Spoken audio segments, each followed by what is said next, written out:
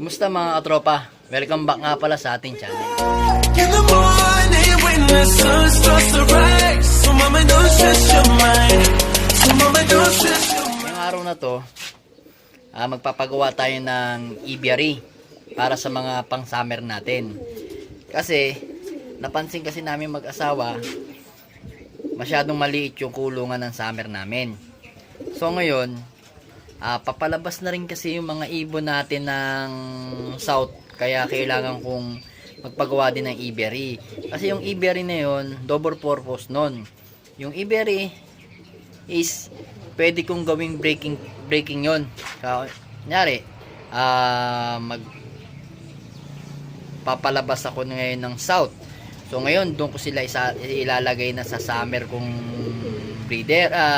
flyer. So ngayon, kailangan magpagawa talaga ako ng aviary para yung mga ibong ko na mga pitcho, na mga pang south, ilalagay ko doon sa mismong aviary. Tapos lalagyan ko na lang ng harang. Tapos yung mga habang lumalaban yung mga summer ko, nandun lang yung sa aviary yung mga south na pitchong ko.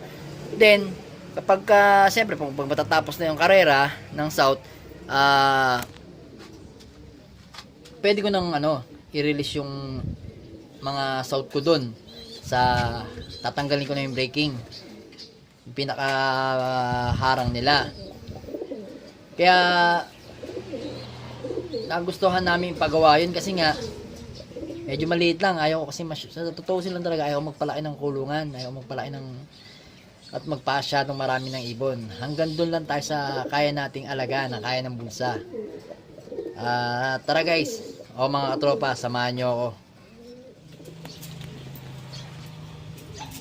So mga katropa, pinaklas natin yung pintuan at saka yung diving board nila kasi magpapagawa tayo ng aviary para maganda yung biladan nila.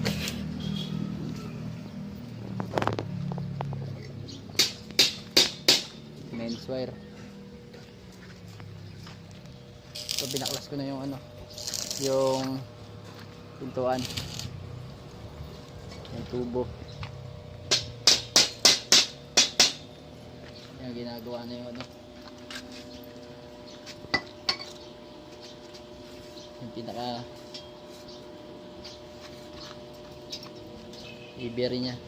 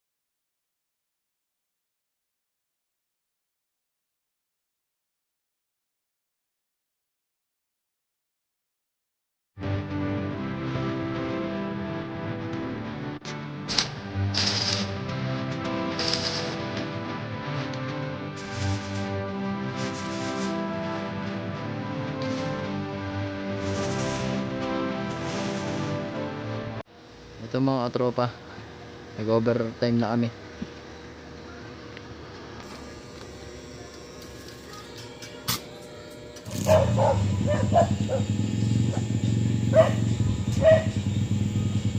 Konti na lang guys.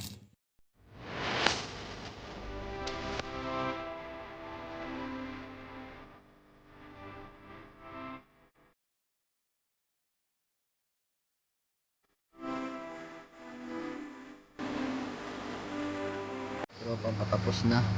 Konting kembot na lang.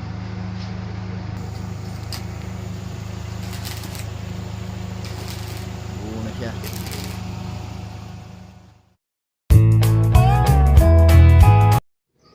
Ito mga tropa, tapos na yung pinagawa kong aviary. Ayan. Kinalayan natin ng kulay green para maganda-gandang nakita ng mga ibon yung kulay. Tineron ko rin sa sa mismong chicken wire, para hindi lumulusot yung paa nila. Sukat po nitong aviary ko to kalahating di pa 1 meter.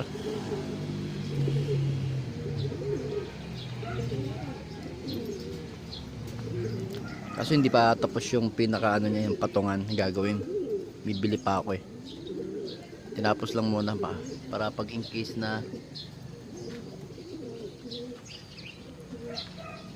nagkarera na, masanay na kaagad sila sa aviary ko.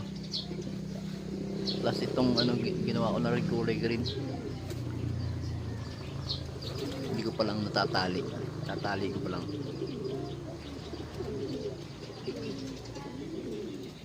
Ganda na nilang tingnan na malayo.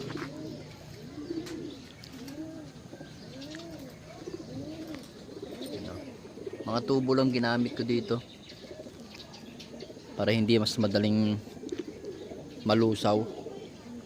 Yung iba hindi ko pa tirahin pa lang mamaya yung mga sa brocha. Sarap naman, pero swerte naman nila yun.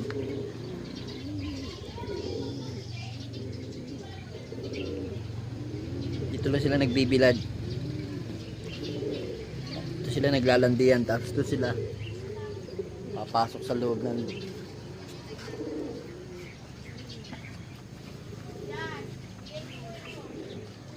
nag-extend tayo ng konti dito kasi nga haba rin lang siya ng diving board natin dati. Tapos kaya ako nilagyan ng ganito siya kasi dahil pagka nagtuturo ako sa mga pigeon, hindi sila malulusot dito sa baba. Pwede silang tumawid-tawid lang dyan. Lalagyan ko rin mamaya ng yan, ng chicken wire.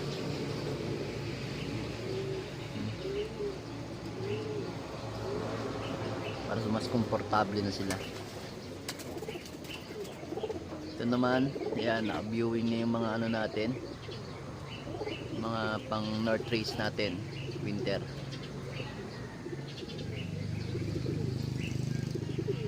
Mamaya papakawalan ko na sila dyan sa labas naman. Yan parang gustong nila dito sa loob ng ko.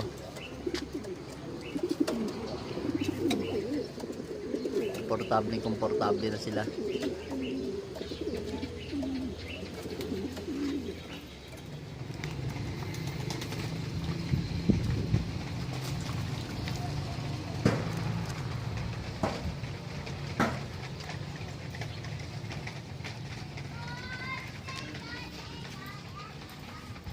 So mga tropa, magpapasalamat lang po ako sa tropa natin na gumawa ng aviary ko, si Wilbert Pardo.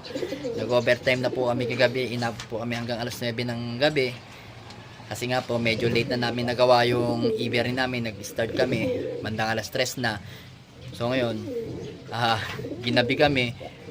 Paninong umaga, ako na lang po yung nag-ayos ng lahat ng naiwan namin trabaho. Bali, ako naman po yung nagpintura, tapos naglagay po ng chicken wire, tapos po yung mga ibang kailangang ayusin, inayos ko na para hindi ko na maabala si parang Wilbert kasi may trabaho siya ngayong araw na to. O mga, sa mga katropa, pinagawa ko po yung Ibery ko kasi po habang wala pa pong karera, at least hindi maninibago yung mga ibon natin o maninibago yung mga ibon.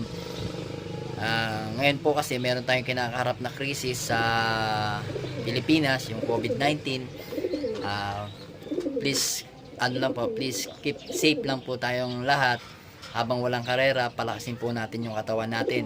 Kasi yung karera naman po, nandyan lang yan. Darating din po yan pagka wala na po yung krisis sa Pilipinas. Tapos,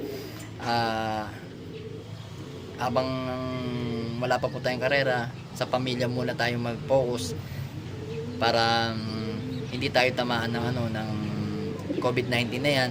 Sana, alinawa, next week wala na yung mga sakit na yan para hindi tayo nagkaka-panic o nagpapanik yung mga tao dahil nga sa sakit na yan. Ang maganda po sigurong gawin natin, palakasin natin yung mga katawan ng mga anak natin, sa yung yung mga tag dito, mga gamit natin sa bahay o yung mga pagkain natin, mag-stock na lang po tayo para hindi po tayo problema pagka tulad po ngayon nagka-problema po kasi ngayon sa mga sa mga grocery, nagpa-panic buying sila. Kung ano lang po yung kaya nyo bilhin nyo na lang po. Huwag kayong masyadong magpapanik. Manalangin lang po tayo kay Papa Jesus na sana po mawala na po yung virus para hindi po tayo magpanik lahat. So mga katropa, hanggang dito na lang po yung video natin. Maraming salamat po sa inyong pagsubaybay. Kung bago pa lang po kayo sa channel ko, please